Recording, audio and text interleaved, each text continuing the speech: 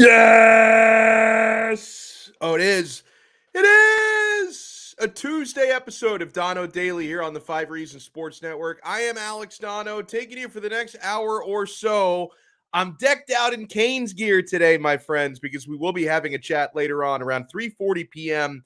with Brian Monroe. You know him, you love him. He's been a co-host of mine a few times over the years. We used to do Hurricanes pregame shows together. He's a former University of Miami punter.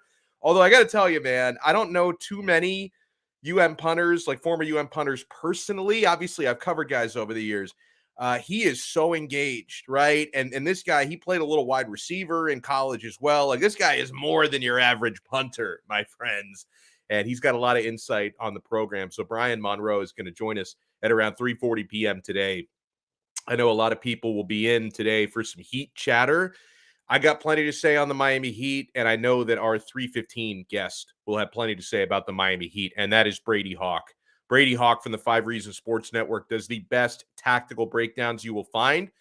We've got a new signee to talk to him about. The Heat have given a 10-day contract to Zillan Cheatham from the G League. From the little I've seen of this player, this guy is very explosive. His dunk highlight reel will remind you of Derrick Jones Jr. airplane mode. He's also very long for a 6'5" guy, really good rebounder.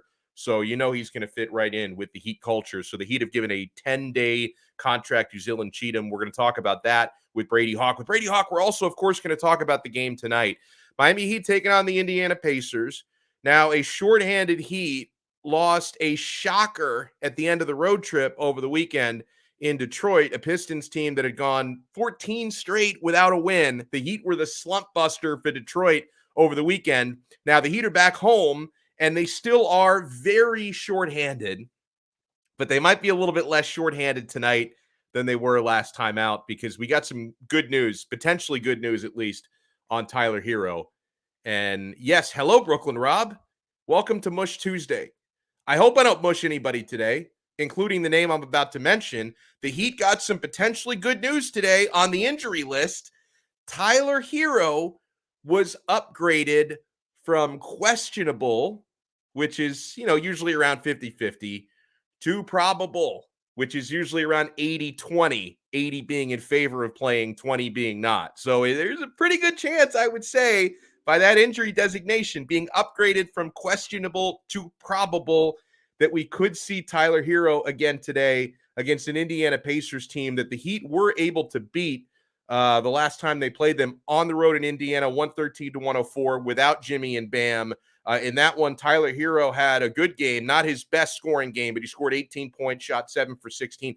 Duncan Robinson actually played well the last time the Heat played the Pacers in Indiana. Now, something we've seen a bit from Dunk this year is oftentimes Dunk will hit a much higher percentage of his threes on the road than he does at home. The Indiana game on the road in early December 3rd, I believe it was, Dunk actually went 4 for 7 from 3, which this year for the $90 million bricklayer, that is a great shooting night for Dunk this year, right? Now that he's back home tonight, how is Dunk going to do?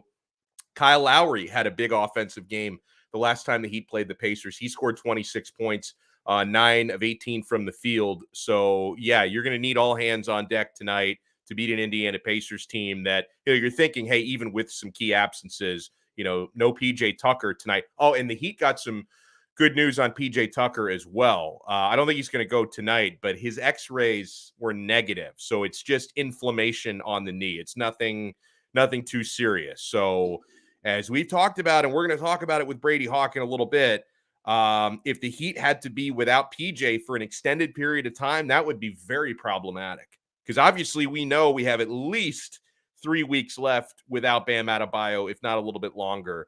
And you need one or the other, right? I mean, PJ Tucker becomes even more important when Bam is out of the lineup. If you have both of them out of the lineup, it's really, really, really problematic for the Miami Heat. So you got some pretty good news there. Ooh, this is bad for the fantasy players. Alex M, hello. He says, Tyreek Hill has COVID. There goes my playoffs. He doesn't, 2/3 of athletes in American sports right now seem to have COVID. The NHL suspended operations for a few days. The Florida Panthers had already had games postponed before that. So it's definitely going around. GA Canes fan, hello to you. Good afternoon. Big Dan 305, hello to you. I'm going to talk some Canes in just a second, guys, because we did get burned. We got burned late last night, and I'm going to get to it. But I want to remind you about some of the great folks that make this show possible. Please support our sponsors, because without sponsors, we don't have a show.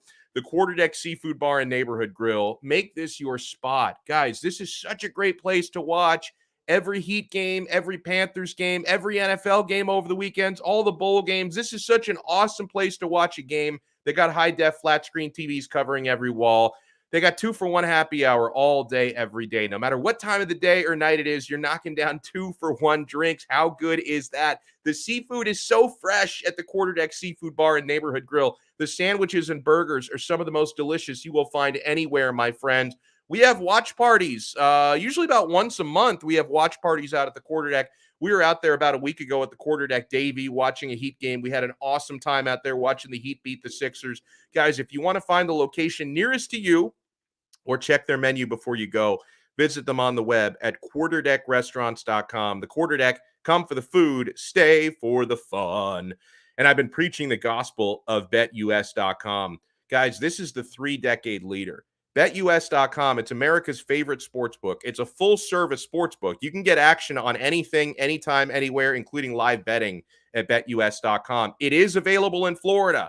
So unlike some of these apps that come and go, BetUS has been going for over 27 years. Find out why they are America's 3-decade leader and America's favorite sports book. And if you sign up at BetUS.com today, I'm so glad so many of our viewers have heard me preach the gospel at BetUS, and you've signed up and you've been playing, having a great time. You'll find out why BetUS is so trusted and why it's so much fun. Use our code when you sign up. We got a deal for you, man. If you sign up with our code 5RSN125, they're going to give you a 125% sign up with your deposit. 5RSN125. Holiday season, my friends. Give the gift of free play money to your loved ones, your significant other, your friends. Honestly, if somebody told me, Donno, this Christmas, I'm going to get you 125% free play money. I'm going to give you the gift. I'm going to sign you up at betus.com. I'm going to deposit $100 so you have that. Plus, they're going to give you an extra $125 of free play money on top of that. That is a heck of a gift this holiday season. betus.com, promo code 5RSN125. They also have casino games right there on the website. I play blackjack in there sometimes for real money. It's awesome. You bet, you win, you get paid. betus.com. So good afternoon to everybody out there. This was a little bit shocking. You know, it's still recruiting season. I know that the early signing window came and went, but we have the National Signing Day, the final National Signing Day in February to look forward to. And college football, it's become basically a free agent frenzy with transfer portal guys. And I was shocked last night that a very good player in the transfer portal leaving Alabama did not choose Miami. Why was I shocked by that? Because all we had been hearing throughout the day was Marcus Banks, cornerback, transfer portal player from the Crimson Tide, was going to sign with Miami. And then I think this went down late last night. I woke up to it this morning. So whenever it happened live, every now and then, I know I'm on Twitter a lot, but every now and then I will unplug for a few minutes from social media. And this happened during a time when I was unplugged from social. And I wake up this morning shocked that Marcus Banks chose Mississippi State over Miami. He's now a Bulldog. Mike Leach, he got one. Mike Leach, who ironically enough, at least a couple of times has wanted to be the head coach of the University of Miami, and they were never interested in Mike Leach. So now he's taking our players. Now, you know, this could just be as simple as, you know, young undergraduate collegiate player is considering going somewhere, has a change of heart. I know when I was, you know, in my late teens, early 20s, I would change my mind more often than I change my socks. I mean, it would just changing my mind every 5-10 minutes. So he maybe just had a last minute change of heart. But apparently, I was told that about 3 hours before he announced Mississippi State, he had told people within Miami, I'm coming. So they were probably making the graphics, like they had the social media team doing the little mashup where they've got him wearing the jersey, probably throwing up to you. They had all that stuff ready. So people in Miami were expecting Marcus Banks to announce he was coming to the U, and then he really pulled a fastball, pulled a curveball on us, and he announced he was going to Mississippi State. So I don't know what happened. I mean, perhaps he wanted to make Mississippi State sweat and maybe offer him, a little bit extra NIL, offer him the bag. But, he had a change of heart last minute. So it is shocking. Now, as far as obviously you always want elite players and players who are ready to plug and play. So it's disappointing not to get this young man in Miami. It is. Now, the good news is when you're talking about the cornerback position, in regular recruiting, high school players, Miami did land 3 cornerbacks early signing day, class of 2022, who all have a lot of promise and upside. Kamari Rogers is an absolute stud. Chris Graves, great player with a lot of upside. And Jaden Harris, who's a 3-star. The other 2 are 4-stars. Jaden Harris, a 3-star out of the state of Georgia, but has a lot of potential as well. And I think we're still waiting on this announcement one way or the other. If Tyreek Stevenson does decide to stay for another year, Miami's going to be in good shape at the quarterback position now and in the future. And, you look at the defensive secondary as a whole, you also have at the safety position, you've got Avante Williams and James Williams, incredible young players. Marcus Clark, a young cornerback, has shown a lot of promise at corner. So Miami's defensive secondary will be in really good shape still if Tyreek Stevenson comes back. And if he doesn't, they're just going to have to rely on a lot of youth there. That's kind of what we're looking at. I'd love to know the context to this one. Crocs don't require socks. I agree with that. I've never owned a pair of Crocs in my life. Is that shocking? Is that surprising in any way?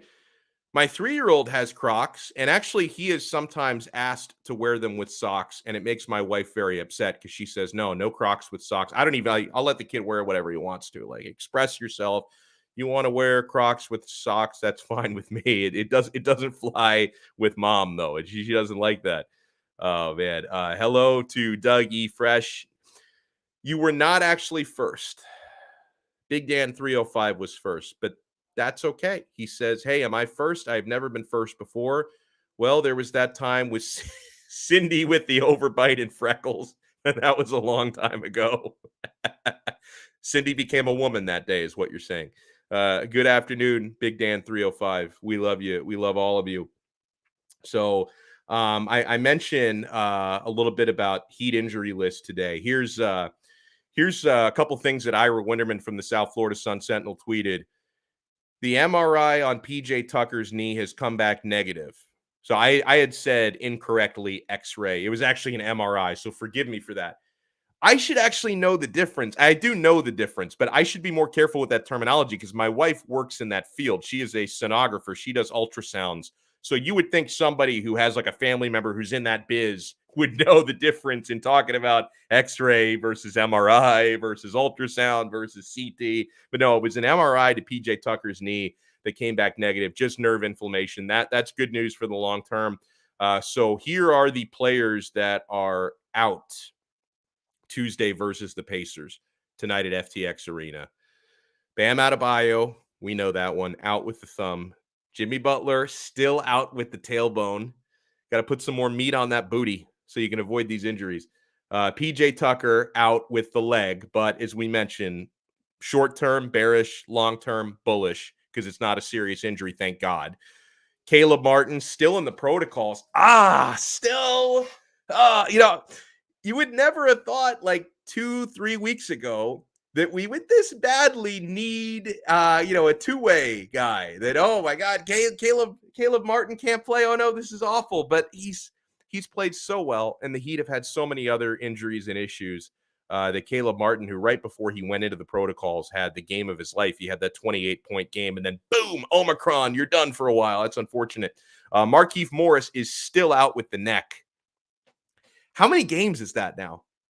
That's not a rhetorical question. That is a serious question. How many games? You know who I know would know the answer to that question because I lose count because when you're talking about NBA games happening 3 times a week. Teams play. I lose count after a while. Let's bring in our first guest of the day, Brady Hawk. You know him, you love him. Does an incredible job at 5reasonsports.com. Brady, I've lost count. How many games will this, as of tonight, be that Markieff Morris has missed since he was supposedly faking injury? I don't even know the exact number. Like, I think we're losing count as well. It's just been so long because I don't think anybody really expected it to be this long. I think when you saw it happen, other injuries looked worse than that one that you don't really expect it. But we got to be close to 20, right? It's got to be up there close to 20. Yeah, it's got to be close to 20 by now. And there's one more name on that list that is out tonight, but another one people know. So no Victor Oladipo as well. No Victor, no Markieff, no Caleb Barton, no PJ Tucker, although we got good news long-term there. No Jimmy Butler, no Bam Adebayo. So let me ask you on PJ Tucker, because you've done a great job, covering him since he got injured, or since he got hurt. I shouldn't say injured because the MRIs came back negative.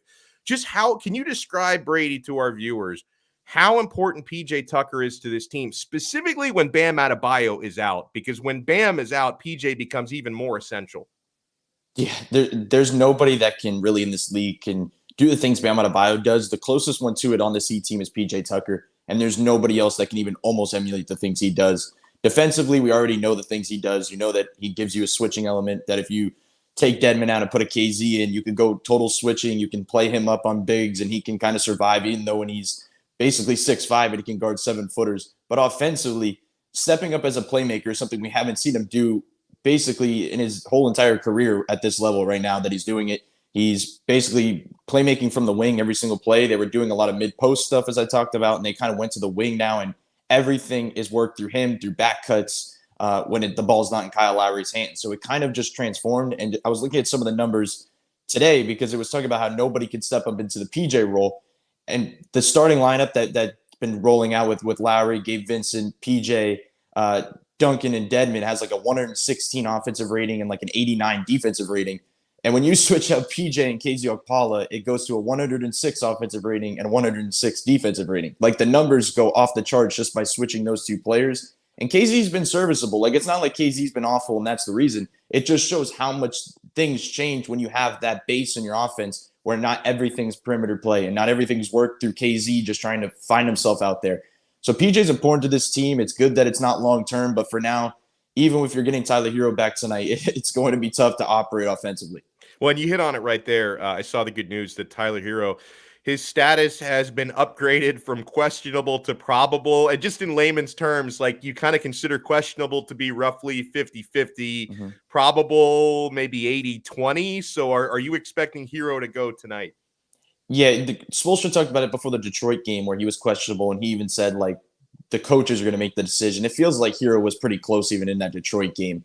But obviously they were on a 14-game losing streak. Maybe give them one more night off. It ended up not going in their direction anyway. But changing already to probable, it felt like they were trending toward him playing. And I don't know what you would do if you don't have Tyler Hero tonight. If that 20% kicks in, Udonis Haslem might be playing point guard because they don't really have any more other options. Tyler Hero, if you look even at the Detroit game, if you had Tyler Hero, obviously it's an easy thing to say. But, man, there were so many points in that game where you said, you point out Jimmy Butler, you can point out Bam Adebayo, but all you need was a Tyler Hero stretch, and you could win that game pretty much with ease. I think we kind of forgot about what we're just throwing these names out there, and we're forgetting about that they're actual players that provide the top three guys that we're talking about provide over 60 points per game this season. Like, that's a lot. But Tyler Hero, obviously, tonight being back, I think puts you in a decent spot. Let's talk about the newest member of the Miami Heat. Zillan Cheatham has been signed to a 10-day contract, G League player. You've obviously studied him more than I have. From the little I've seen of Zillan Cheatham, excellent rebounder, especially for his size. Big-time wingspan for his size because he's 6'5", and I was reading he's got a 7'1" wingspan, which is always nice. And he's also explosive and athletic. Like, if you watch his dunk highlight reel, as I was doing a couple of hours ago, it reminds you a bit of airplane mode. Like, he's got those sort of hops. And so you can talk, Brady, a little bit more about the fit and how he could fit in with this Miami Heat team. It's funny because it's the exact player the Heat would usually go after, and looking from a G League sense, looking from a guy they would sign to a 10-day contract. I was talking about before. They don't go after the flashy guys that are dropping 45 in the G League. Like, they go after the guys that are setting up that 45 point scorer in those games. And that seems like that's him. You mentioned the rebounding. There was a possession I talked about in my piece where he kind of gets to the middle of the floor in a zone and he makes the read from there. Like that stuff stands out to a scouting department in Miami, where you're able to put a guy in the middle of a zone and he can make decisions. The three ball's been falling lately for him. I think was one of his main knocks coming in. And then obviously if that comes along, I feel like we've heard that so much with Miami, where the guy is so talented defensively or has these other gadgets in his game. But it's like, oh, if the three ball falls, that's the extra piece. It feels like it's the same thing with him once again. Defensively, it's just a physical guy. It looks like he's just really physical, and it's another thing Miami likes. Looking at the names we're talking about that have been out for Miami, Jimmy Butler, Bam Adebayo, PJ Tucker, Markieff Morris, Caleb Martin. That's 5 defensive rotational front court guys. Like it felt like there was no way they couldn't have gone in any other direction than a front court piece, a defensive piece. And that seems like what he is. It seems like right now we've seen guys get signed, but there's no better time to be a G League player right now because opportunities are coming and they're coming fast with what's happening in this league. I don't know when he can be available, but when he is available, there's no doubt that Miami will be using him, immediately to see what he can bring. Is there like a specific player comp for him? Like maybe somebody who's currently on the Miami Heat or somebody who's played with the Heat recently that you would say, he reminds me a lot of this guy? I don't know if I would say this totally, but if we're talking about the Heat comparison, I would say PJ Tucker in a lot of ways, just because he's 6'5", he's a defensive-minded guy. He can hit the occasional three, but it's kind of the up and down part. PJ's been hitting it this year, but that's not really always been the case. Definitely as a much higher flyer than PJ Tucker is. But I think PJ Tucker had that putback dunk early in the year, and everybody was like, was that PJ Tucker? This guy can absolutely fly. So I think it's maybe a combo of Derrick Jones Jr. and PJ Tucker, but I don't want to get people, too excited. That's the upside. I'm buying his jersey right now. That was such a good. I'm buying the Cheatham. I don't know how many jerseys that get sold for 10-day contract guys, but I'm working on that right now. And we're expecting Jimmy back before Bam. I know the Heat keep this stuff very close to the vest. Do you have any suspicion on how soon Jimmy could return? It feels like we're getting close. Like they have not mentioned it, as you mentioned, they're not going to give anything away, but it feels like we're getting closer. I thought, coming back home would be the part where it kind of came back sooner. Like they were talking about getting over there on the away trip, on the road trip, maybe in Orlando because it was a closer, plane ride up there. But after that, it just felt like the home thing was what we were aiming for. And then I was kind of surprised. I thought maybe you'd get a questionable tag for this game at least, but just being called out was a little bit intriguing. I think maybe get Christmas off, come back Sunday maybe, I would feel like is a good way to aim. I don't know. Maybe Thursday gets the questionable tag, and then maybe Sunday's the kind of the area to aim for. But obviously, what the guys were talking about out, like I feel like we don't even remember what Jimmy Butler looked like on this team. It feels like it's been so long since we've seen a healthy Jimmy Butler and what he was able to do. Like Jimmy Butler was on an MVP, on the top 3 of an MVP race before he got injured. And I think just seeing Miami survive right now is good. But if you can add him back with this weak part of the schedule, because January is going to be a little bit tougher. January is a tough part of the schedule. But if you can get him back to the end of December, get some wins there, and have him competing starting January, that's the best spot you can possibly do. I like a word you used there, survival, because it's been survival mode with all the injuries lately. And I love Eric Spoelstra so much. I love how he can get the most out of guys who are current or former two-way guys, undrafted guys. When we think about some of the games that we've gotten recently from Gabe Vincent, from Max Strus, from Caleb Martin before he went to the protocols, like which one of these guys, and maybe there's a name I even forgot to mention, like who has impressed you and surprised you most? I'd have to say Gabe. I would just say, just surprising wise, like it's hard to say surprising because looking at him as a player coming in, it was pretty clear all he needed was a 3-point shot to fall. Like he came in as a 3-point shooter and it kind of fell off, but during that time, it allowed him to pick everything else up. He became a better on-ball player, a better passer. His defense is probably his best skill out of his entire game, and it was nobody really even almost expected that. But now that the 3 ball's falling and he's able to put up a career high in back-to-back nights, like that just shows a lot about the Miami Heat's developmental program, but also it's Gabe Vincent kind of coming together. I talked about him before the season during training camp, and he was talking about, I asked him kind of tweaking his jumper because he did it during the year last year. And I think that was probably part of the reason why it was an adjustment period for him, kind of getting this full off season. We talked about guys like Tyler not getting a full off season or Duncan not getting a full off season. Gabe Vincent, just because he was on the back end of the roster, didn't get a full off season either. So that full off season, getting that, tweaking his jumper little by little, getting that fixed. He's looking like a rotational player in this league. Like they rely on him. He's playing, he's starting, he's getting closing minutes. But obviously the guys you mentioned too, like Max Strus, Caleb Martin. Both guys could be rotational players on this team as well. Like I said, this is going to be a decision time for Eric Spoelstra because it may be a good thing to have these many options, but it's also puts you in a tough spot because I just don't know when they have a fully healthy roster, if they have a fully healthy roster, who they're going to go with. There have been a few games here and there over the last month where I've thought, okay, maybe this is the game where the $90 million bricklayer is able to kind of put something together. He's had a few decent shooting games here and there, but he hasn't found the consistency. I think he was 2 for 10 from 3 against Detroit. And that was a road game, but that was just a bad game pretty much by everybody. Lately he's typically actually been better on the road than at home. In fact, he had a decent game the last time the Heat faced Indiana. He went 4 for 7 from 3 on the road. I think that was early December. So, and we're going to need the 3 ball tonight, Brady. Are you confident that Duncan is going to find maybe 2 or 3 good performances in a row at some point? It feels like it's coming. Like that's all it is, consistency. It's just harder to judge a guy like Duncan Robinson at this point because he's not a Tyler Hero who can create his own shot. He's not a Kyle Lowry who can kind of do his own thing, and he's a veteran. Like the way you kind of evaluate Duncan Robinson is when they have a fully healthy roster. And he's had moments where he's performed. There was a couple of games before that where they got wins and Duncan Robinson had a good game. But obviously, when you don't have a lot of guys and the offense isn't flowing and 3-point shots aren't falling like against Detroit, it's just hard to look to Duncan Robinson to create. Max Strus can. Max Strus is a different type of player. I know we like to compare the two, Duncan Robinson and Max Strus, but they're not really the same because they do two different things on the offensive end, just getting their looks in different ways. So I just feel like getting guys like Jimmy back, I feel like we always talk about Bam Adebayo being the Duncan Robinson guy because of the handoffs last season and what was going to happen after that. I feel like Jimmy Butler is probably more important to Duncan Robinson than anybody on this team. When Bam Adebayo kind of switched into this new role with Kyle Lowry coming in, Butler was Duncan Robinson's guy. He was the guy getting him the handoffs. He was the guy that was driving and kicking to him. He wasn't hitting at that point either, but obviously now that he's getting a few reps in later in the year, it feels like Jimmy Butler coming back could really just set him over the top for the new year. By the way, a lot of buzz in the chat, as there usually is for Omer Yurtseven, who's been playing. He's been playing better as of late. Alex M, I think he was when the context here was when we were talking about, the guys who have been the biggest pleasant surprises. He's saying Omer Yurtseven is going to be the next big pleasant surprise. Baby Rage UD3 says, do you think Yurtseven can be the next Whiteside for us? Well, I hope he means that in a positive way, not in I hope he means like early Whiteside days before he got the bag, not after he got the contract.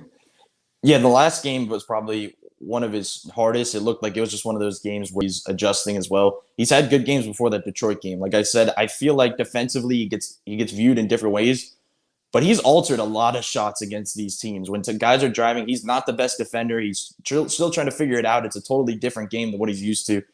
But his length and his just ability to be an energy guy on that end has altered a lot of shots at the rim, and he's done pretty good positionally in a lot of games. I kind of want to see him in a little bit different schemes, like a little bit more drop. They kind of put him in that zone. I don't know. He's a little he seems like he's a little worried about the defense at 3 seconds at times, and it kind of throws him off. But the drop, it's been decent. Offensively, he's had some issues with his hands. It feels like we talked about that with Precious last season, and it seems like another thing. But now we're just looking at things under a microscope. He's done a lot of great things. Being put into this role is not easy. Looking at last game specifically in that third quarter when PJ went out, they were working everything offensively through Omer Yurtseven, which is just not normal. If a guy you recently signed, it was your summer league project, is the guy you're working offense through in December. Like, that's just not a normal thing to do. It didn't really work out for them well, honestly, but it just shows that they trust him in these different spots and just kind of just seeing him grow. I think this is an important time for him. I don't think he's going to be a rotational player, in a year, but I think looking forward even more, he has a shot to, be a consistent player, either on this team or another team, just with his ability to mix things up offensively. We're joined here by Brady Hawk from 5reasonsports.com and 5 on the Floor. Brady does such a good job writing his 5 takeaways piece after the games. He writes them so fast that I'm pretty sure he can see the future. So what's your expectation for this game tonight against Indiana? And I know it could be pretty different if Tyler plays versus Tyler not playing. So hypothetical, let's assume Tyler plays. Yeah. How do you expect this game to go tonight? Honestly, I do think Tyler plays, so I am operating as if he's playing. But I will say, I feel like people are expecting him just to jump into that starting lineup because they just need an early start. I wouldn't be surprised if he stays off the bench again. Like, it feels like Gabe Vincent's rolling. They like to roll Tyler Hero's in, even though Tyler probably wants to start eventually. But it feels like he'll be off the bench, and I think that's the best thing you can use against a team like Indiana. Like, you can survive early, you can get decent games just knowing you have that 1-2 punch now off the bench with Max Strus and Tyler Hero. Like, that's a decent bench. Just you're looking around the league where all these guys are pulling up 10-day contracts across the league, and you have Tyler Hero and Max Strus off the bench. Like, that's a decent place to start against a team like Indiana. I think they can win this one. I think there is a chance if they just hit their threes, because it sounds simple, but it is simple, because it seems like the games they shoot the ball at a high level. When you don't have Jimmy and Bam, your two best players, they're also two guys that don't shoot the three. You kind of transform your plan. You transform into a three-point shooting team. If you hit them, you probably win. And if you don't, it's going to be a tough one. But I think as much as we look at Tyler Hero, at this stage, we kind of know what Tyler Hero is. I've said it before, Kyle Lowry and Duncan Robinson have to be looked at in a different way. If they both play well, they probably win. If one of them plays well, it'll be close, and both of them don't play well, it's a loss. That is the simple way it goes about it. Those two guys need to play well. Kyle Lowry probably needs to be the aggressive guy when they need him. If it's a close game in the third quarter, he's going to have to turn into aggressive Kyle. He didn't really do that against Detroit.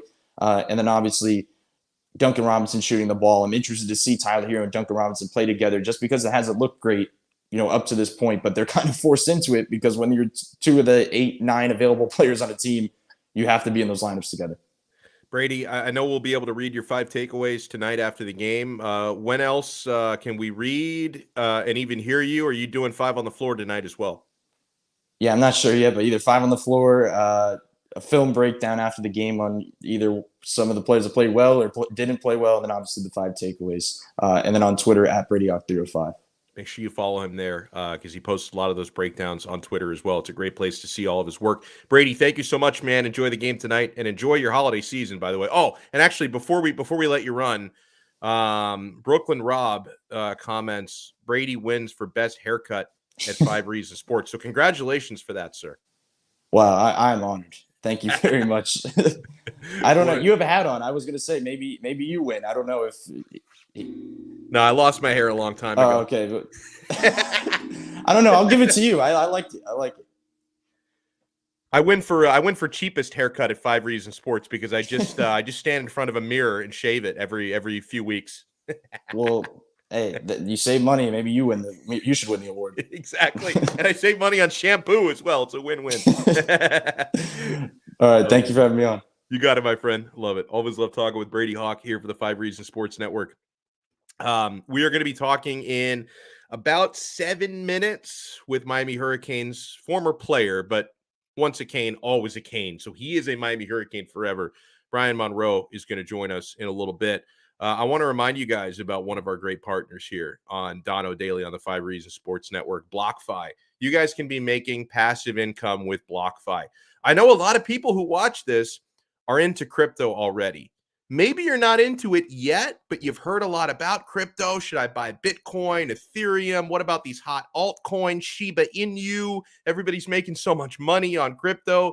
If you're into it already or you're thinking about it, you've got to set up a BlockFi interest account, because I know you're probably thinking of crypto in terms of, hey, you make money when it pumps, you hodl when it dumps. But at BlockFi, you can actually earn interest with an interest account with your crypto. So if you deposit Bitcoin at BlockFi.com, you can earn up to 8% APY on your crypto, which is a much bigger interest rate that you're going to get with US dollars in a savings account or something like that. Like, this is great passive income. BlockFi also has a lot of tools there for crypto education. They'll help you get set up. It's so easy. So start an account today, BlockFi.com. Use our referral link down below. If you look through the show description here for Donno Daily, you're going to find a referral link for our show for BlockFi. Please sign up. If you're going to sign up with our referral link, because we get credit for it, and they'll know that Donno Daily sent you. So BlockFi, earn up to 8% APY. Let's stack those sats and make some money this holiday season. Let's see who's in. Opinions from. Oh yeah, listen. I know it's easy to say something like that, opinions from the punter, but yeah, and I think Ray is joking, because I know Ray over the years has listened to the pregame shows and stuff that I used to do with Brian Monroe. that dude is as plugged in as anybody. I mean, and he played some wide receiver. He practiced and worked out with the wide receiver room as well at Miami. He is an athlete, and he is really, really locked in at the U. And yes, Brooklyn Rob, stake that crypto, baby. We're heading into a stretch, and I was watching the great Ethan Skolnick on Starting Nine this morning. He had a Miami Dolphins-centric episode today. And listen, I don't have to tell you guys how important these next 3 games are for the Miami Dolphins. New Orleans Saints, Monday night next week. Then you've got the Tennessee Titans on the road. The Saints and Titans games are on the road. And then you close out with the New England Patriots week 18.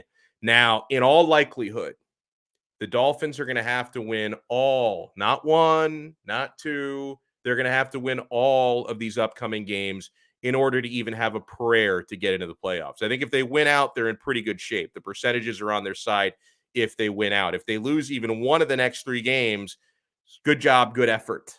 That's all it is. Now, you think about this. If the Dolphins only win 2 out of the next 3, that would mean Miami would close out their season winning 8 of their final 9 games, which is a remarkable run. Like, you look at that run, just, you separate it from the rest of the season. Closing out a year, winning 8 of your final 9 games is a spectacular run. You don't see that happen very often in the National Football League. But it also means they'd miss the playoffs. Like, they'd be 9-8 on the season after a 1-7 start, which is a remarkable turnaround. But if they only win 2 out of their next 3 games, 9-8, you more than likely miss the playoffs. If it were to play out that way, if the Dolphins stumble even just once over the next 3, they face a New Orleans Saints team, terrible offense, very good defense. A Tennessee Titans team that, Alfredo Arteaga said with us yesterday, he thinks that that's probably the most likely stumbling block of the next 3. You close things out against New England, who I think will be playing definitely for something. They're not going to be resting starters or anything like that. Would you consider the season a success if it plays out that way? If the Dolphins win 2 out of their next 3, finish the season 8 out of 9 games, 9-8 on the year, but they missed the playoffs, would you consider that a successful season? I'm going to sound like an asshole, but I would consider that a failure. I would not consider that a success. I would consider that a failure if they go 9-8 and do not make the playoffs. I don't care how poorly they started. If they go 9-8 and miss the playoffs, I consider that a failure. Because if you zoom out, right, it's one thing just to look at the 9-game run and how close they came. But if you zoom out, you have to ask, first of all, why does it always take Brian Flores coach teams half a season to find any success? I mean, too little, too late. We've seen that movie play out potentially here. They might do it this year, but potentially we see it play out 3 years in a row where it's, too little, too late. Back in preseason, let's not forget the original expectations. I know that when they start 1-7, you move the bar a little bit. But let's go back to our preseason expectations. Maybe I'm not speaking for all of you, but I'm speaking for me, and I'm speaking for a lot of you. The preseason expectations were this team is going to win 10 or 11 games, maybe even 11 games, because that would be an improvement on last year, a half-game improvement because the season's longer. They went 10-6 last year, missed out on the playoffs. A lot of us were thinking they can go 11-6 this year. Worst case scenario, 10-7. You were expecting that improvement, even if only minor, from a year ago. And I'll also remind you, even Las Vegas had the Dolphins at 9.5 wins. That was the over-under, 9.5. So if they go 9-8, they even go under the Vegas projections. This is a results-oriented business. So I would consider the season grand total. And I'm not saying, listen, there are different degrees of failure, okay? If the Dolphins go 9-8, just miss the playoffs, I don't think Flo gets fired. I don't think Greer gets fired, right? Because you have to look, you have to look at things not in absolutes, right? It's a failure, but it's not a complete failure. But to me, if this team ends up falling even a game short of the postseason, that would be considered a failure based on the expectations of this year. Brooklyn Rob writes in, it's a failure because you failed to make the playoffs and you had a golden opportunity to win the division with Buffalo stumbling. You also had more talent than you did last year. Bingo. And, your quarterback who was, an unhealthy rookie last year. I know he missed games this year, but, Tua Tagovailoa, for the most part, has been dramatically better than he was last season as a rookie. And I know you did miss him for 4 games with injury, and Jacoby Brissett was terrible, but don't you have to blame that on the GM and on the coaches for bringing that guy in? Because, they got rid of Ryan Fitzpatrick in favor of Jacoby Brissett because they thought Jacoby Brissett would be a very capable, serviceable backup. The guy sucks. The guy was absolutely terrible. So that's an abject failure as well, man. So listen, again, I think that, the powers that be, talking about Greer and Flores, they've already saved their jobs based on this 6-game winning streak. But if they do fall short of the playoffs, based on my preseason expectations, I have no other choice than to consider the season a failure if they cannot make that happen. And also, you talk about failures. Where was the evaluation for Duke Johnson? This guy's been on the practice squad for the better part of the last 2 months. Nobody in that building thought this guy might be a better option running the football than Miles Dance Dance Revolution Gaskin, who all he does is dance in the backfield, doesn't pick up any extra yards whatsoever. Like, Miles Gaskin is only going to pick up the exact yardage given to him by the blockers in front of him, who unfortunately in this case are not good. He's not going to fight and pick up anything extra, has no vision. Duke Johnson, he goes out there this past Sunday and he looked like a running back. I'll be honest. I watch more Miami Dolphins football than I do any other team in the NFL.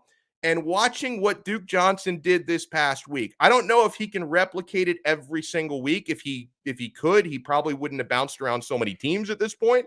But I think he is definitely your best option as a pure runner out of the backfield. And in watching Duke Johnson this past week, I had this epiphany where I'm saying to myself, God, I forgot what a Miami Dolphins running back can look like when you actually see somebody competent running the football. He had everything, man. He had the intelligence, he had the vision, he had the explosiveness, he had the power, because that 6-yard touchdown run that he fought for, Myles Gaskin would have picked up 2-3 yards on that play. Duke picked up 6 all the way to the end zone. Like that was an unreal performance. And I think, the fact that it took the Dolphins 2 months to figure, and they didn't even really figure it out, because the only reason why they started him was everybody else had COVID. Like, he was like the only guy in the running back group who didn't have Omicron. So, like, okay, I guess we have to play Duke Johnson. He carries the football 26 times. He actually looks like a real running back out there. So that's a failure as well. But as far as the rest of the season goes, Philip Lindsay, I think, just came off the COVID list, which is good news. So honestly, I think Duke Johnson and Philip Lindsay should be your top 2 getting carries out of the backfield. And then Myles Gaskin, Salvon Ahmed after that, man. But yeah, G.A. Canes fan writes in, let's wait till Duke plays the Saints, Titans, and the Pats before we put him in the Ring of Honor. Jets defense is bad. Yeah, the Jets defense is bad, but the Dolphins still couldn't run on them earlier in the season. They couldn't do anything. Like, the Dolphins couldn't run on anybody. And then finally, Duke Johnson does it. All right, let's bring on a man who is forever a Cane. Now, we're not going to see his face, and I think it's because he had eye surgery. I hope I'm not like outing, your medical history. Am I violating any HIPAA laws there, Brian Monroe? So, you're like Daredevil, like you're like a dolphin. You're using sound waves to like see things and navigate. So we gave you a break from video today. How you doing, sir? Everything's good. No HIPAA there, but I don't think most people know what HIPAA is because they use it in all types of form nowadays on social media. But a little cleanup with eye surgery, and I'll be back soon. But it just a little twitchy and stuff. It just wouldn't make for a good video. Fair enough, man. The audio only is good enough because I love talking to you. So first and foremost, we haven't spoken, you and I, since Mario Cristobal was hired at the University of Miami. It's why I've been all decked out in Canes gear pretty much every single day. And I know you've been all over the Schwartz Center and the IPF and the heck. Like, I've seen you photos with Cristobal. You were around there when he was introduced. How much does it mean to former players seeing a member of that fraternity and a guy who's earned it, right? I mean, this isn't, elevating a coordinator who played at Miami. You're talking about a guy who's, he's paid his dues in other places. He's earned it. How much does it mean to see a member of that former player fraternity get this gig? Well, I think you nailed it when you said he's earned it, right? We talk so much about so much about the past history of coaches at Miami in the most recent years about elevating guys and not paying the money for an established guy. And the one time you do it, all of a sudden we get 10 wins, we win the Coastal, and we go to the ACC championship game. So you now go back into seeing that Miami is going with an established guy, a guy that has paid his dues, cut his teeth at FIU, won there, went to Alabama, coached on one of the best coaches of all time in Saban, picked up all the little traits he needed to, then went to Oregon, won there, and now he's back home. I think it's very exciting for former players because we all know Cristobal, right? Whether it's the older guys that played with him back in the day or the younger guys like myself that were on the team while he was a coach there, you know how Cristobal is, one, as a man first. You know, he's a great dude. He's one of those guys that he's going to have an open door policy for all of his players. If you have any questions, concerns, come see me. And that's how he was when we were at Miami. And he wasn't even my coach, but you could go in and talk to him about anything. But he's also a guy that's going to shoot it straight. You know, there's not going to be this whole, oh, man, you jumped off sides, don't worry about it. No, there's going to be a lot of change in that building when it comes to tough love and accountability. And that's one thing that I think we've been missing for a while is that accountability. A lot of these young guys will benefit from Coach Cristobal because having accountability just going to make them not only better players, but better men. Because now they're going to do the little things that maybe we wouldn't be in a situation where we miss a field goal against Virginia or we have a padded ball at the end of the game against UNC. Those accountability would keep those small things saying, all right, let's go run some extra routes. Let's go watch some extra film. And maybe we picked up we get the interception in the end zone against Virginia instead of it bouncing down. Like those are little things that he's going to help these young men with. And then it's going to be, a little bit of walk on eggshells for a little bit because it's going to be hard work. It's going to be some working in that building. And I think that's what former players really want to see because when you look back at games, you just want to see guys compete. You just want to see them bust their butts and compete. And a lot of times for the last couple of years, we haven't seen the Miami Hurricanes compete with certain teams kind of like, all right, they're in there and then they get blown out. And that just can't happen. So you're very dialed in with the university. Did you know before the general public that Cristobal was going to come? Because obviously there were a lot of people that claim they knew something. I think a lot of people, and I'm not talking about you or former players, but I think a lot of folks were just making shit up and like throwing it against the wall and hoping it sticks. But you're actually pretty dialed in. Like, did you get tipped off maybe before it went public that, oh, he's coming to Miami? So it's funny, like everyone's got these sources on social media, and sometimes you just really have to laugh at them, because your source really isn't a source. You're just, like you said, throwing it against the wall and hoping it sticks. I'll say this: I heard the name weeks before that it was made public, but I truly don't believe that Coach Cristobal himself knew he was going to come until the last couple of days about making that decision. Did I hear his name? Yes. Did I hear the AD's name from Clemson in the season? Yes. But again, you hear things all the time, but it's about the school backing it up and saying, okay, we're going to put the resources and money where our mouth is. And we never really have seen that. So yes, I could hear those names, but I'm not going to run to social media and be like, oh, these are the names, they're coming. No, because how much money did we throw around that we've never done before? So did I hear them? Yes. Is there going to say there's a source that, oh, he's definitely coming? No, because I don't think either of those guys knew they were coming into the last couple of days. So you of course you played high school ball in the area in Palm Beach County, I think, before you came to Miami. People always talk about how important it is, like Howard Schellenberger did, to kind of build that fence, right? The state of Miami, like Orlando down, you need to lock it up. And I know that in this day and age, you can't keep everybody home because, the secret is out. The Alabamas and the Clemsons and the Ohio States, they know how the Georgias, they know how good the talent is in South Florida. They're going to come in and steal some players. But how bad do you think it's been in recent years? And I know people have tried. Like, I know Manny Diaz was trying to rebuild that fence, around South Florida, but still so many players were getting out. Are you expecting fewer of these guys now to leave town now that Cristobal is here? And are you already seeing a difference? Because it seems to me like he's already nurturing some of these high school relationships more than some of the previous coaches were. Yeah, you said nailed it though. Like, you're not going to get everybody, right? It's impossible to. You got you mentioned the Kirbys and the Sabins of the world. Oklahoma's coming down here and getting guys, and I get it, understandable. SEC, big money over there, competing for championships. Cool, you're not going to get them all, but I think Manny did a great job last year in locking down LT and James Williams. You know, you kept the best from Broward and the best from Miami last year. But if you look at this year, we were doing horrible in recruiting. And I don't know if it was just because we were playing horrible in the field because I know guys want to win, or something was going on with certain coaches because you hear things now from recruits. But, I mean, look what Mario did in 10 days that he's been here. He locked down the linebacker from Central that I know was that I know was not going here before that. He was not. Ooh. 100% he was not coming here. That's a scoop right there, because I didn't know that. Wow, okay. I like that info. No, he was 100% not going here. He was leaning towards us, and then we lost to Florida State, and that was it. Wow. But and then you also look at the defensive end from Dillard Kelly. He was 100% not going here either until Mario came in. So the fact that in 10 days you were able to lock down what some people say is probably the best defensive end, the best linebacker in the state, definitely South Florida. And then you're also able to get some guys to take visits from different parts of our 4 and 5 star.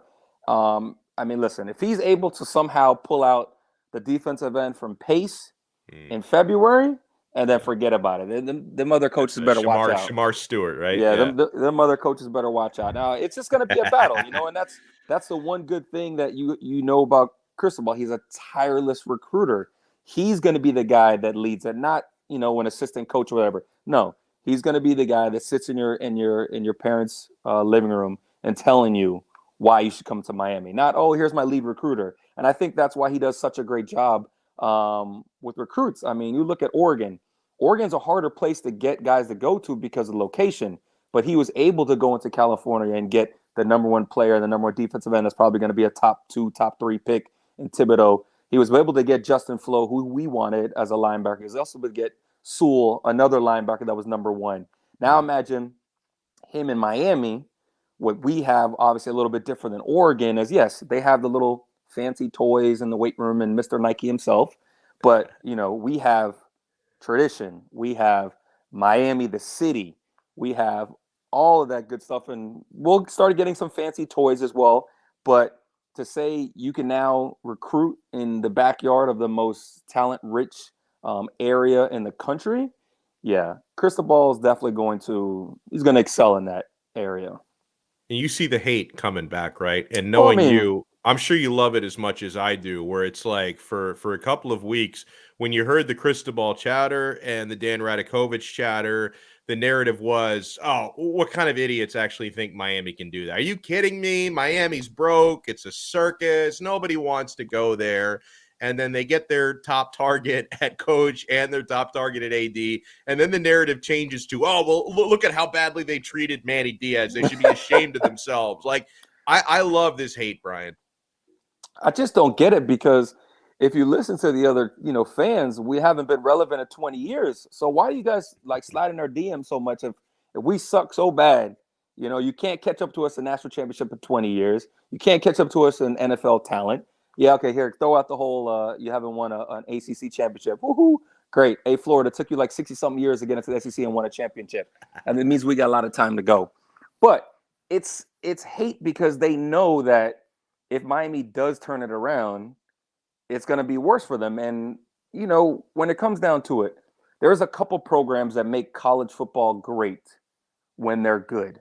You know, having Lincoln Riley at USC and having maybe that powerhouse coming back in the West Coast. If Cristobal is able to, you know, take us to the next level, compete for ACC championships and get into the Final Four on the East Coast, maybe Florida and Florida State can pick it up. When those type of programs are good, college football is that much better, because now you have the rivalries mean something again. The big out-of-conference games mean something again, and it's just so much more fun. But, man, they love to hate us, and obviously as Canes, we love it. You know, we bring us more of it, and it's all good. We just smile and just bring back facts, and they just sit there and quiver and leave. Do you have any hunch or any insight on who the offensive coordinator is going to be? Because I know a lot of folks are wondering that, and for a while they were thinking, oh, maybe Joe Brady, but he wants to stay in the NFL, which is fine. But do you have any suspicion on who Cristobal could bring? I don't. I keep hearing the same couple of names like everybody else, Bryles, Joe Brady. But what it does lend me to believe is that a lot of the coaches he might be going after are still in bowl games, right? Yeah. Because we haven't heard a peep from anything. And that's the only thing that I can think, that these guys are still on staff somewhere that are in a bowl game. And as soon as their bowl game's done, we'll hear the news. Obviously, we've heard the news with Mirabella coming over as the offensive line coach. The strength coach is coming over from Oregon, and most likely the receivers coach will come over as well. Other than that, I just think that whoever he's targeting are still in bowl games, and they'll figure it out as soon as it's done. So last thing I have for you is expectation for year one under Cristobal. This is a tricky one because, for so many years, not necessarily every year, but for so many years under previous coaching regimes, I believe Miami has underachieved. I do believe they underachieved, only getting 7 victories this past season. Mm-hmm. They've underachieved a lot more than they've overachieved. Maybe they overachieved a little bit on the 10-win year under Mark Richt, but usually they underachieve. So obviously, when you spend this much money on a coach and you're investing this much in an AD and presumably you're going to be investing big on Mario's coaching staff as well, you do expect better results. But you can't ask for Rome to be built in a day. So when we're talking about the 2022 season coming up, where do you set your expectation as to how successful Miami should be the first year? I would expect him to compete for the Coastal. I don't see why he shouldn't win the Coastal. You look at the 2 top quarterbacks in the Coastal. Kenny Pickett is leaving. Sam Howell, I don't think he's announced, but I would expect him to leave. So that means that you're going to have pretty much all new quarterbacks in the Coastal. And we bring back Tyler Van Dyke, who will be probably a top 5 quarterback in the country going into the year. And I really just want to see them compete, right? Because we go to Texas A&M, we go to Clemson.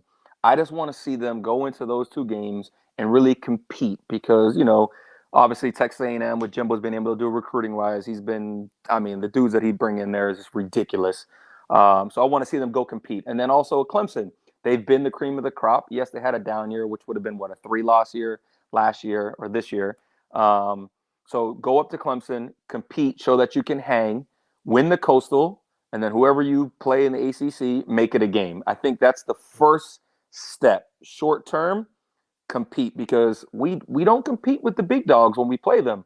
We do stupid mistakes, like little things that I feel like if you're a well-coached team, you wouldn't do that. So those are my expectations next year. I'm not saying anything with no ACC championship. All I want is win the Coastal. I think you compete for that. And then show me you can compete, whoever is on the other side. He's Brian Monroe, former Hurricanes player, former co-host of mine. We did pregame shows together for a few years. He's the host of All Canes Radio. He's also very active on social media. So, Mr. Monroe, let people know where they can find All Canes Radio and where they can find all of your social channels. Yeah, so we have the All Canes Radio podcast. It's that name right there on all of your different platforms, Apple and Spotify. My Instagram is bmonroe15, and my Twitter is b_Monroe15. I like to goof off a little bit, and that's about it. I'm not going to get too serious like some other people on there and go back and forth. I ain't got time for it. I'm sorry. I'm with you, man. I see some people get so triggered on social media. It's like, it's not real life. 90% of the time you're arguing with someone you've never met. And At all. 90% of the time it's someone who doesn't have like a picture, like a real photo in their avatar, like not of themselves. It's like, a photo of their sports team. You can't tell who they are, but it might be some like 14-year-old living in a basement. So like, you don't know. Do not get so triggered by social media. I tell people all the time. Exactly. But my problem is like during the game, I'm drinking and someone says something stupid and then I snap back and I'm like, why am I getting in this argument? But I did see something that was funny. I don't know if you saw when Cooper Kupp broke down the play with the sideline reporter after the game, and he broke it down into an X's and O's. Yeah. And someone said, if you can't understand this, there ain't no point in arguing with me about football on Twitter. And I was like, this is spot on, because he said a bunch of, coverages and everything else that Yeah. your normal person is not going to know exactly what that is. And if you don't understand that, I'm like, exactly. But, Wow. that's the world we live in, right? Social media, where everyone could be anything, and it's not what they really are. Absolutely. Well, listen, take care. I appreciate your time as always. And happy holidays, by the way. Merry Christmas to you and your family. Appreciate the happy holidays, safe travels, enjoy. Awesome. I love it. Brian Monroe. What a dude. What a man. We always appreciate when he could take some time. This might be the first time I've had him on this particular platform. Obviously, I've spoken to him 100 times before on terrestrial radio when I was doing onside radio for our 7-8 month run, whatever it was. I had him on a few times. Happy he can join us on this platform as well. And the next time he comes on, he'll have the video going. He's got like his eyes are like wired shut right now. He just had eye surgery. So he kindly requested no video. And I said, what do I care, man? I just want to talk with you. I don't care if I can see you or just hear you. People probably wish I did audio only. Hold on. Is this better? Is this better than staring at my face? Well, I'm back. Sorry about that. Bring Manny on too. If you're talking about Manny Chang, he's not with us today because he is on a little trip in Chicago. So he's out there doing. He is alive, by the way. He went to Soldier Field last night for Monday Night Football, and he told me because he's a Miami kid. He's not used to the cold. It was very cold there last night, so he warned me yesterday.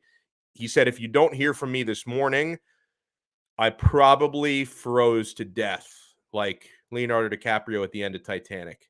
But he did message me this morning, so I know he's fine. So he's not here, but I assume he's fine. So it was nice. Manny Navarro. Yes, we should bring. You know what? Actually, I think Manny Navarro.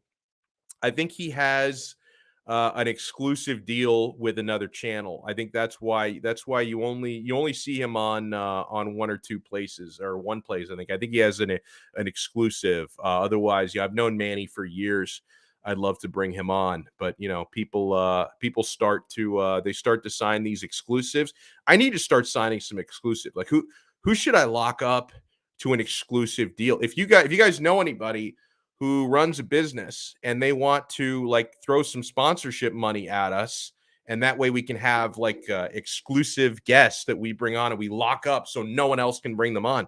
Let me know who you would like to hear from. David, thank you so much. I had a fun show today. I hope I did not mush the newest Heat player, Zillan Cheatham. Hope I didn't mush Tyler Hero, who's probably coming back tonight, but maybe not coming back. I don't know who else I might have mushed today. Oh, Duke Johnson. I definitely mushed Duke Johnson. I mean, he looked like a real running back this past weekend.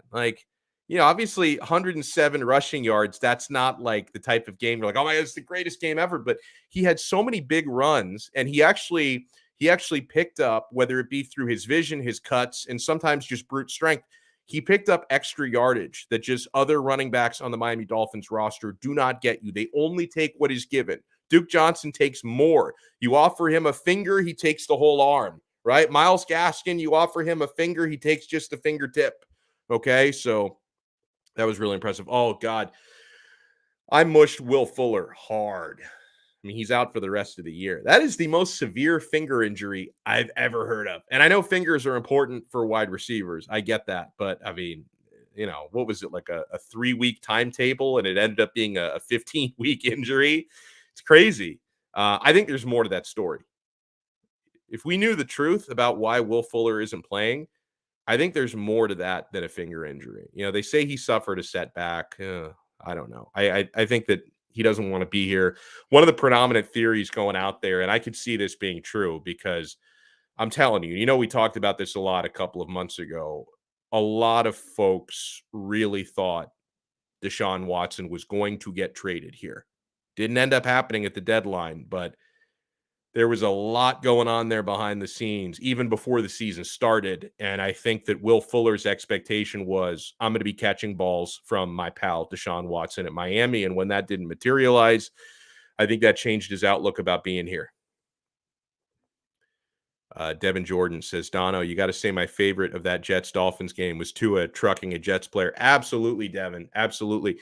He was even he was talked about on Good Morning Football, Kyle Brandt, where he does his angry run of the week. And that was an angry run by Tua. He trucked Michael Carter. He knocked him in next week. And Tua is such a nice guy. He was apologetic afterwards. He's like, oh, I felt bad for Michael Carter. It's like, bro, it's football. You emasculated him. You humiliated him. That's part of the game. Like, you don't have to apologize for it. He'll be fine. Like, he'll wake up the next morning. He'll be okay. Are we getting an end of the year mush montage next week? We should do that. If you, I know, Dave, you and Brooklyn Rob can probably help me with that. If you can remind me, because you guys remember better than I do, compile a list of all the players and people, because I've probably mushed coaches as well. Compile a list of all the people that I've mushed over the last few months on this show, and we can recap that at the end of the year. We'll do a mush montage, my friends.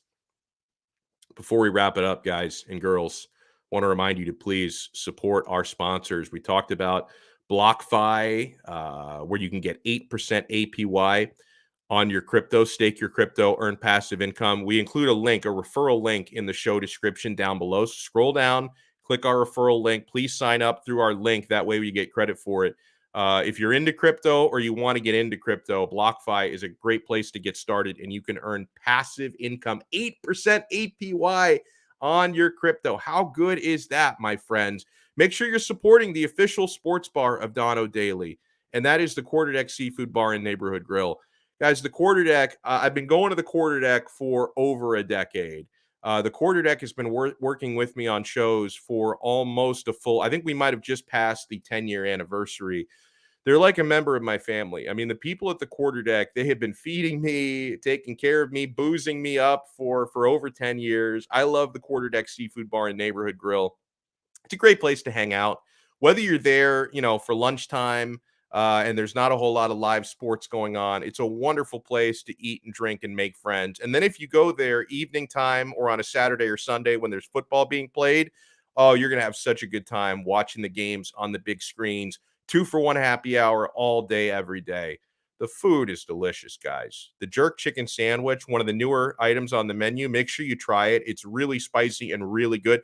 I love that when you get sandwiches at the Quarterdeck, whether it be fresh mahi-mahi sandwich, jerk chicken sandwich, French dip, or if you get a burger, you can choose almost any side order you can imagine. You can get tater tots. You can get curly fries, regular fries, sweet potato fries, mac and cheese. There are so many options at the Quarterdeck. The seafood is so good, my friends. 2-for-1 happy hour all day, every day. If you want to check out their menu before you go or find the location nearest to you, visit them online at quarterdeckrestaurants.com. The Quarterdeck, come for the food, stay for the fun.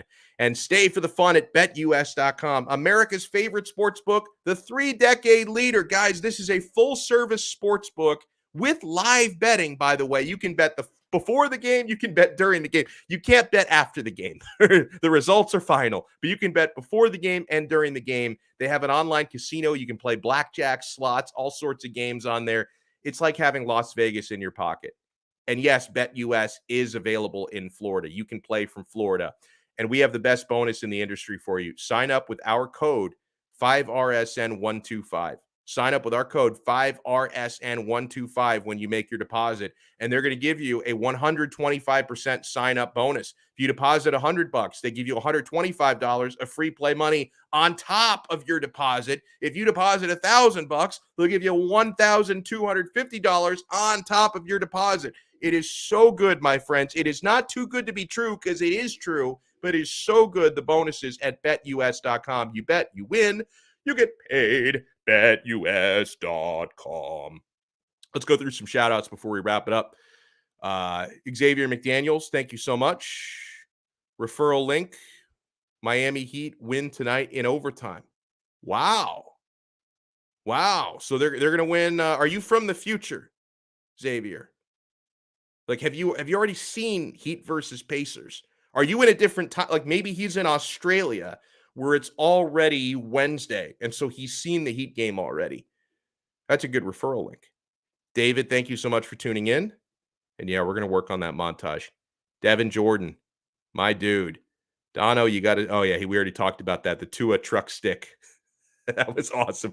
And Tua said after the game, he said, "Remind me not to do that again." He doesn't. He was so fired up that he wanted to get some extra yards, but he doesn't want to injure himself. So I love that. Yeah, Xavier, I think I already shouted him out. He was looking like Leroy Horde. That's a good comment though, and I love Leroy. Leroy's a great dude down here doing radio. GA Canes fan, thank you so much for tuning in. My guy Ray.